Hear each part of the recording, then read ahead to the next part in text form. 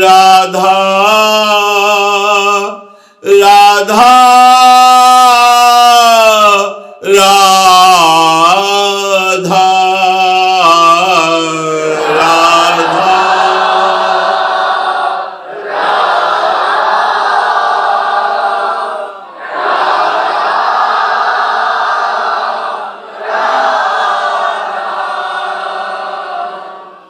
श्री राधा वल्लभ लाल की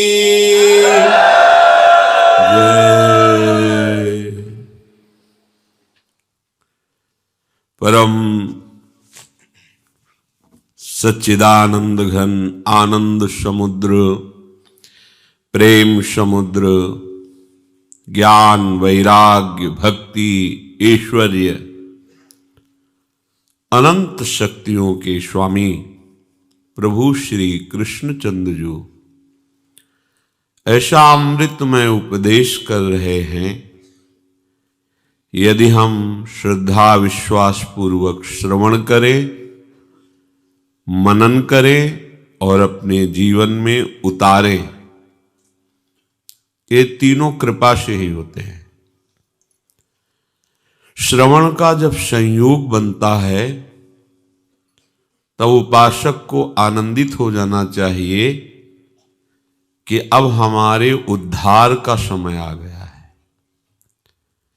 अगर हमारे कल्याण का, मंगल का, भगवत मिलन का समय ना आया होता तो हमें साधु समागम न मिलता।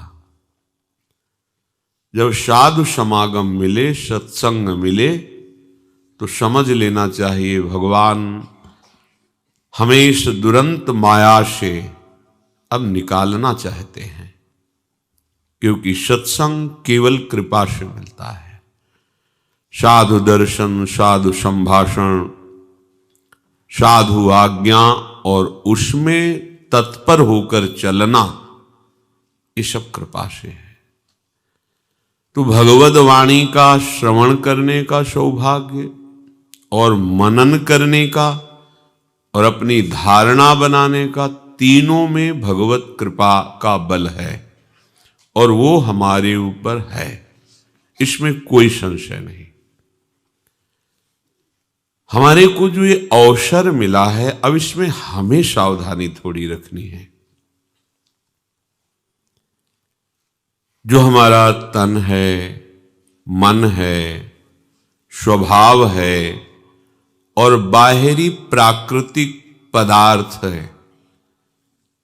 वो चाहे धन हो, ऐश्वर्य हो, मकान हो, कुछ भी, सब प्राकृतिक है। अब इसे हमें पूजा बना लेनी है, प्रभु की पूजा। बस इतना ही कार्य है। जिसमें हमारा मैं आरोप हो गया है कि मैं मालिक हूं अमुक संपत्ति का, अमुक व्यक्तियों का, अमुक भोगों का भोगता हूं, अमुक कर्मों का करता हूं, यही हमारे मायाकृत बंधन में और दृढ़ता लाता चला जा रहा है, जिससे हमें भगवद वाणी समझ में ही नहीं आती है। अगर हमें इसका लाभ लेना है तो पहले मालिक को मालिक मानना होगा। सब कोई जानता है, सबकी अंतिम बात यही होती है। कोई कितना भी अभिमानी हो, जब वो ऐसी परिस्थिति में फंस जाता है कि कोई उसको सहारा नहीं दिखाई देता, तो वो आकाश की तरफ देखता है। कोई है, कोई ईश्वर है, वो बचा सकता है। कोई है मालिक जो मुझे बचा सकता है। उस समय उसको उसकी याद आती है। सबका अंतिम प्रभु ही है, पर अज्ञान के कारण समझ नहीं पा रहा है। जो भी तुम वस्तु, व्यक्ति, स्थान का अपने को मालिक माने हुए हो, कहां से लाए हो? तुम्हारी उपज है।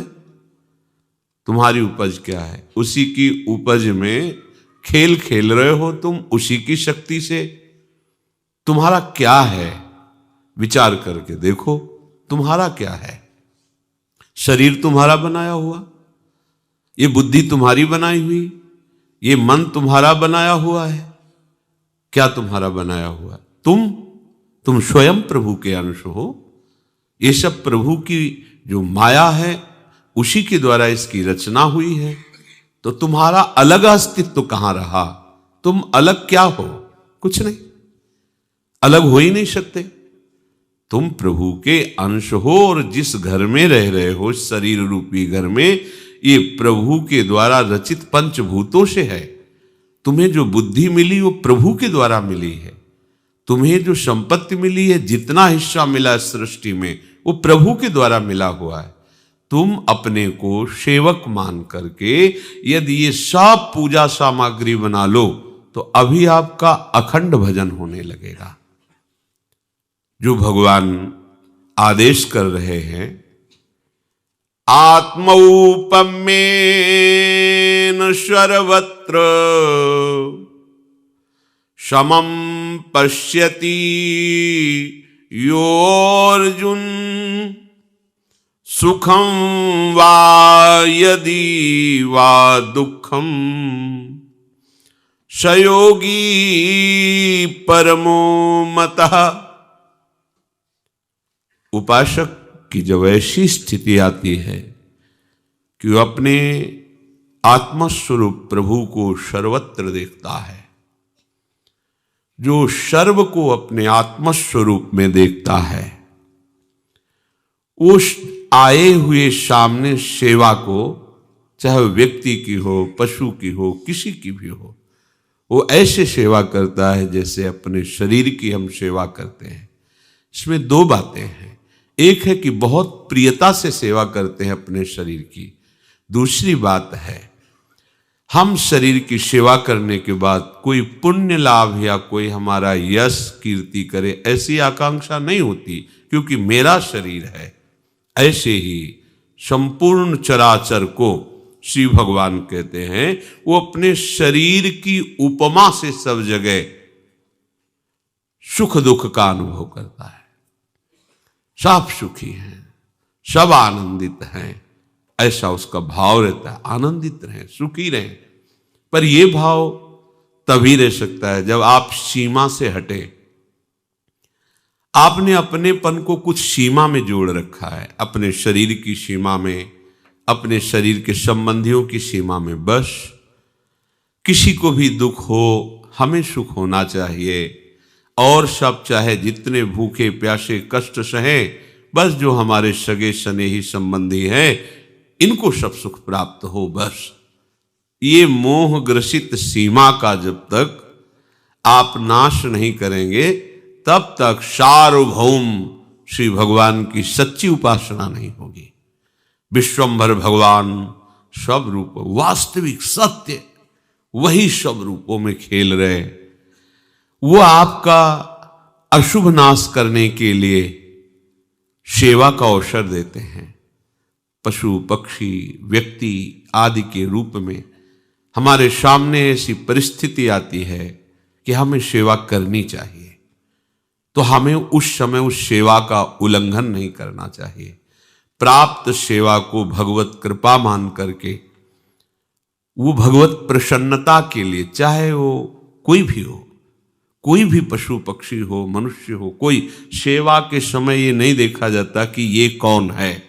भावना की जाती मेरे प्रभु हैं, मुझे सेवा का अवसर दिया है। पर हमारी तो दशा ही कुछ बिलग है। हम प्रभु की भी सेवा करते हैं तो सौदेबाजी के साथ, बिना सौदे की प्रभु की भी सेवा नहीं करते। कि देखो कैसी हमारी बुद्धि गिर चुकी है। बिहारी